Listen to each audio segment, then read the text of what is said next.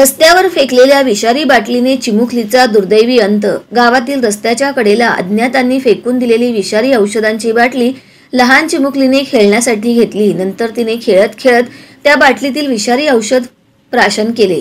त्यामुळे मुंगीशी येथील दुर्वा विनोद क्षीरसागर वय 3 वर्षे या चिमुकलीचा दुर्दैवी अंत झाला। लहान चिमुकलीची गेली महिनाभर सुरू असलेली मृत्यूची झुंज अखेर शेवटची ठरली। ही घटना बार्शी तालुक्यातील मुंगशी येथे घडली आहे। तिने औषध प्राशन केल्याची घटना तिच्यासोबत खेळणाऱ्या चिमुकल्या सवंगडींमुळे उघडकीस आली। त्यानंतर तात्काळ उलटीचा त्रास सुरू झाल्याने तिच्यावर वैराग येथे खाजगी रुग्णालयात प्राथमिक उपचार करून तिला बार्शी येथील खाजगी दवाखान्यात दाखल केले, परंतु तिचे शरीर साथ देत नसल्याने तिला सोलापूर येथे हलवण्यात आले।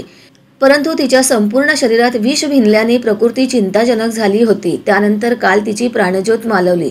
या घटनेने मात्र मुंगशी गावात हळहळ व्यक्त होत आहे।